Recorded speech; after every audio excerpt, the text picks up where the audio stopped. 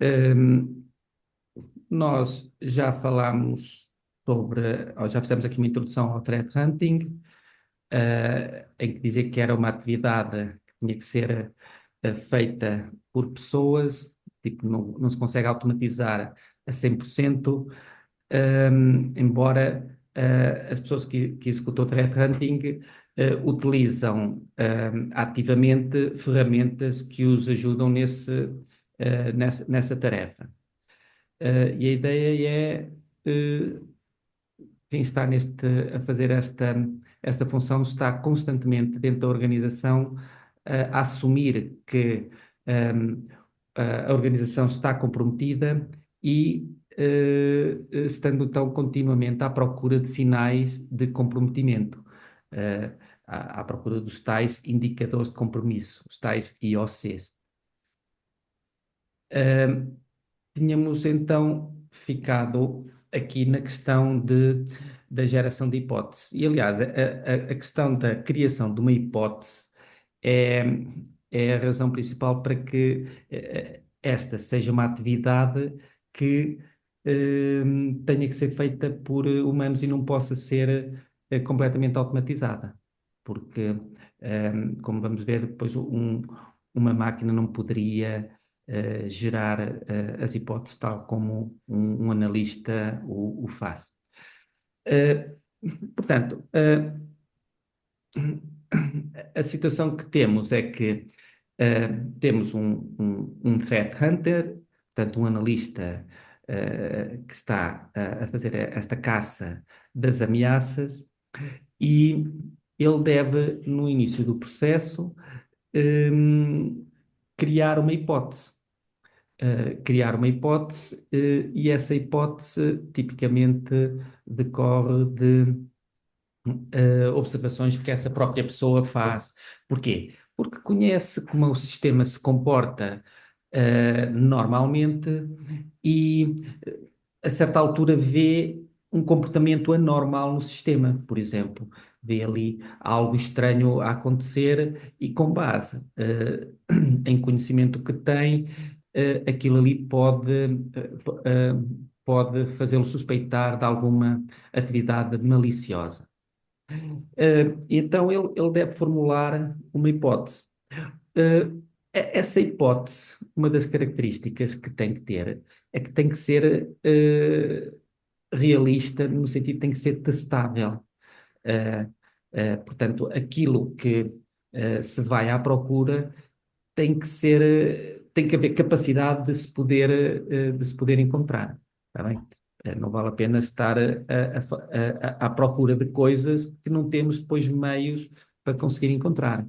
Por exemplo, imaginemos que temos um sistema que não está a gerar logs. Não podemos ter na nossa hipótese que os logs podem mostrar alguns eventos que são estranhos ou fora de normal, não é? Se não estamos a registrar esses logs, não vamos conseguir obter essa informação. E quando eu digo de registrar logs, estou a dizer, porque às vezes o registro dos logs é configurável e nós podemos estar a gerar logs de umas coisas e não logs de outras. E, portanto, depois não se consegue pesquisar por aqueles que não estamos não temos fontes para poder analisar. Pronto, eu tenho aqui três exemplos de hipótese e tenho também aqui o link de um artigo interessante de Sans que fala sobre os assuntos que eu aqui vou mostrar, está bem? Então, algumas hipóteses pode haver movimento lateral a acontecer na rede, é algo que pode acontecer, ok, então vamos tentar procurar indícios desse tal movimento lateral. Também podemos estar a observar um excesso de tráfego de saída ou tráfego de saída a ir para IPs que são suspeitos ou, pronto, ou outras métricas que nós poderemos analisar relativamente a isso. Um, que é muito comum, que é tentativas de login não autorizadas a partir de IPs externos. Portanto, são um tipo de hipóteses que podem ser testadas. Eh, a origem das, eh, eh, desta geração de hipóteses, segundo este tal artigo que vos falei, pode ser baseado nestes três tipos. Aliás, o ideal é que seja baseado numa mescla, no resultado destes três tipos.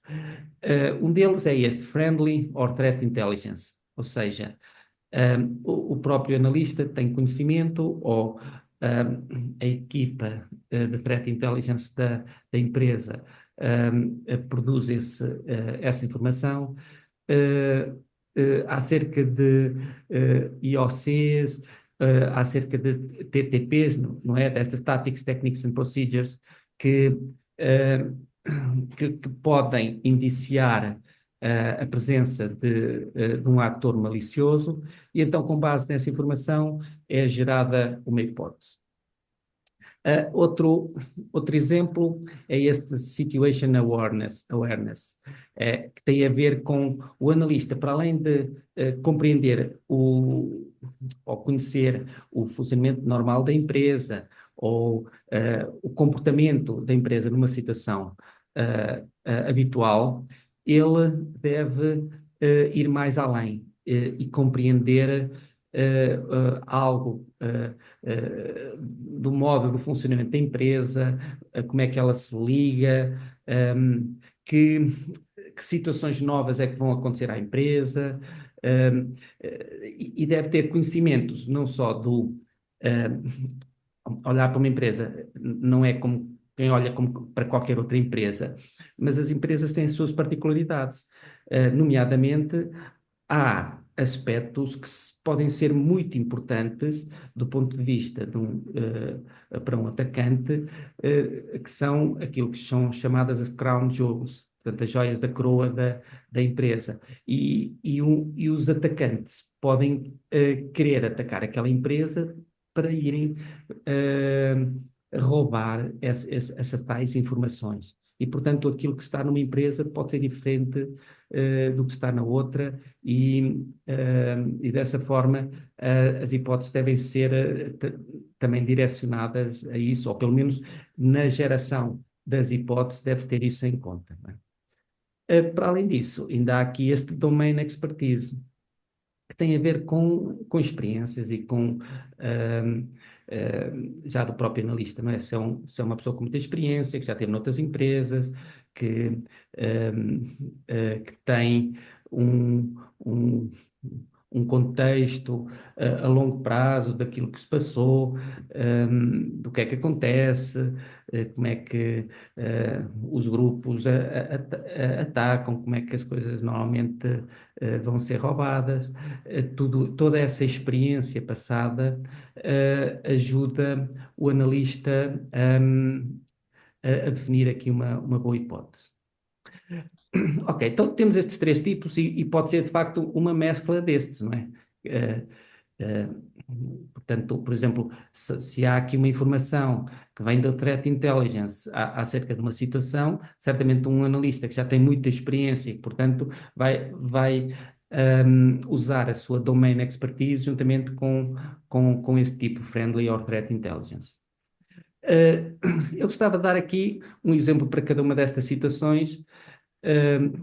Um exemplo, por exemplo, onde se pode aplicar este Friendly or Threat Intelligence tipo. Então, imaginemos que num, um, num determinado, numa determinada máquina, imaginemos que foi observado um específico, foi observado um específico, um malware específico que está a usar determinados IPs e esses IPs podem indiciar um indicador de compromisso. Por exemplo, imaginem que temos que se sabe a nossa equipa de Threat Intelligence, sabe que existe um APT, um grupo de Advanced Persistent Threat, que está a fazer ataques de phishing. E que esses ataques de phishing vêm de um determinado país, por exemplo, o Brasil.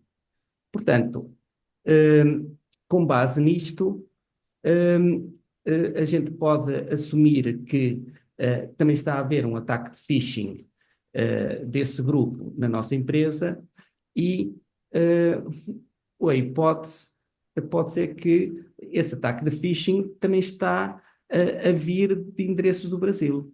Então, na nossa hipótese, podemos procurar pesquisar mensagens em que o IP do remetente está precisamente no Brasil. Aqui está um exemplo de uma hipótese vinda deste tipo, de friendly or threat intelligence. Aqui um exemplo de situation awareness. Podemos ter, por exemplo, o seguinte: imagine que a empresa onde nos encontramos vai adquirir, ou está em vias de adquirir uma outra empresa que está numa geografia diferente. E ou fazer quando se fizer a aquisição, toda a infraestrutura de rede da outra empresa também vai estar ligada à nossa infraestrutura de rede. Portanto, quando vamos fazer isto, iremos ligar não apenas os ativos, os dados, mas também vulnerabilidades que essa própria empresa tenha. Por exemplo, conhecendo isto, um analista pode decidir analisar com mais atenção os pontos de ligação de rede destas duas empresas, assumindo que os adversários que já se encontram na, na, na rede da outra empresa vão naturalmente procurar invadir também a nossa empresa. Aqui está uma situação de situation awareness que advém do facto deste conhecimento, de saber que as duas empresas se vão juntar. Acerca aqui da domain expertise, podemos basear acerca de conhecimentos que o próprio analista tem. Por exemplo, imaginemos que este analista tem experiência e que sabe que há muitos APTs que exploram o Border Gateway Protocol. E que esses ataques têm acontecido ou podem acontecer até em empresas do género daquela onde ele está a trabalhar.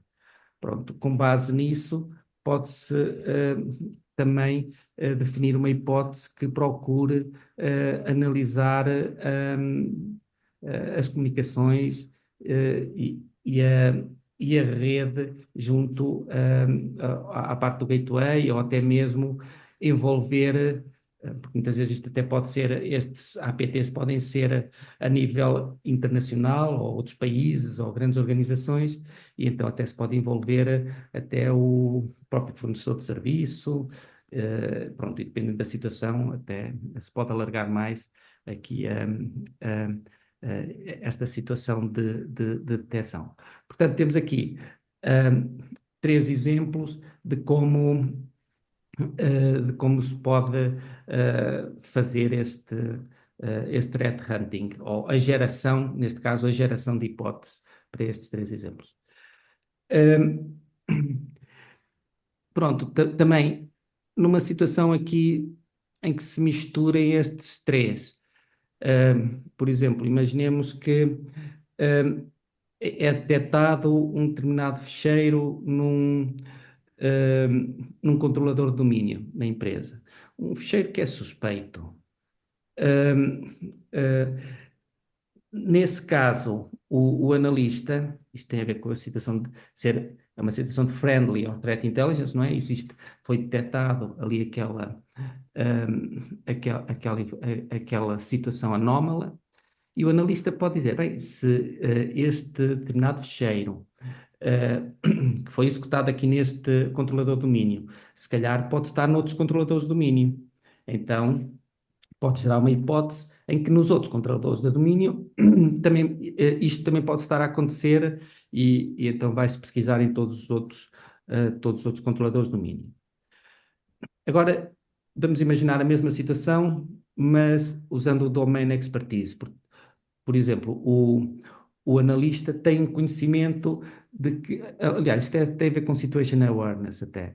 O analista tem conhecimento de quais são as joias da coroa da empresa e que as joias da coroa estão num determinado, pronto, num determinado domínio.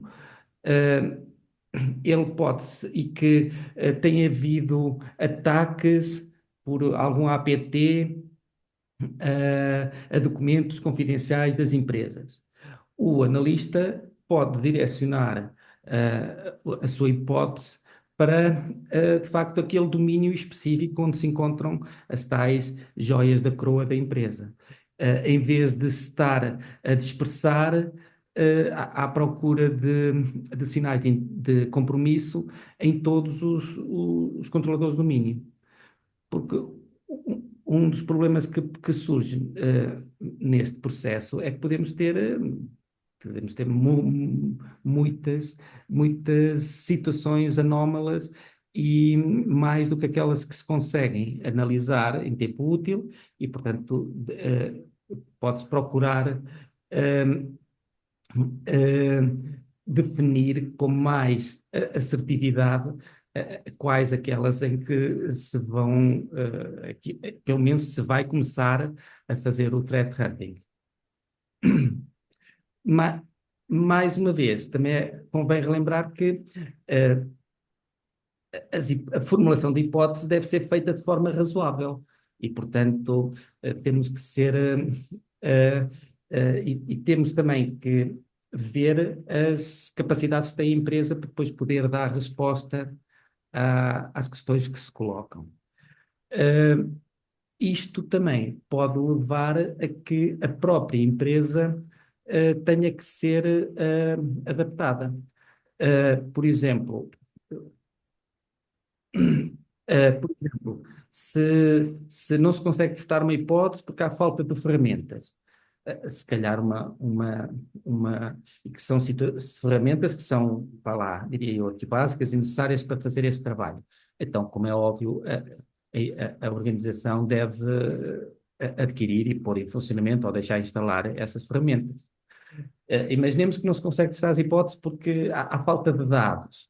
Ok, então, de facto, temos que recolher esses dados, tem que se configurar e ativar os registros de logs para que se possa fazer esta caça das ameaças. Uh, por fim, tenho aqui um fluxograma que mostra aqui o processo de threat hunting. Este aqui vem do MITRE, do MITRE. Pronto, basicamente o que temos aqui é a explicação de que este threat hunting, como já vimos, é um processo que deve ser iterativo, que deve ser feito por humanos, portanto, é algo que é criativo, não é rígido, portanto, ter diversos analistas é bom porque cada um aporta a sua própria experiência e olha para os dados e para aquilo que está a ver de maneira diferente e, portanto, é bom ter uma equipa com vários analistas. Pronto, e se formos percorrer este processo, normalmente começam-se por detectar aqui a técnicas and procedures de um determinado grupo e a partir daí podemos tentar gerar hipótese e depois começar à procura de atividades, eventos que possam representar esse tipo de ataque. Muitas vezes, nesses processos, temos situações em que aquilo que um atacante faz pode ser confundido com aquilo que um administrador do sistema também faz, portanto, podemos ter aqui muitos falsos positivos. E quando se encontra, de facto, alguma atividade maliciosa, algum conhecimento que é gerado com base nesta descoberta, isto deve ser documentado e partilhado entre os colegas, está bem? Já agora também aqui uma situação que já me ia esquecer, esta última parte, que é assim, quando se encontra um evento malicioso, através dos logos deve-se procurar andar para a frente e para trás. Andando para trás, está-se à procura de como é que isto foi iniciado, o que é que deu origem a este evento, e andando para a frente, vamos procurar ver quais são as consequências, o que é que isto depois originou. Portanto, sempre que possível, devemos fazer esse processo. Nós, agora, vamos fazer uma atividade de definição aqui de hipótese. Está bem?